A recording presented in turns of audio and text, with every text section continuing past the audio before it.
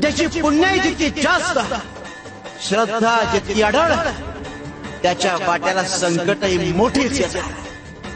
पण जो वादळी वाऱ्यातही न डगमगता समुद्राच्या लाटांना पार करतो, त्यालाच किनारा लाभतो. आयुष्याचंही तसंच आहे. जो आयुष्यातील संकटांना न घाबरता त्यांना सामोरा जातो, त्याच्यावरच परमेश्वराची कृपा होते. माझ्या स्वप्नातलो तो माझो कोकण गाव, म्हणतो सोडून माका नको जा. माझ्या स्वप्नात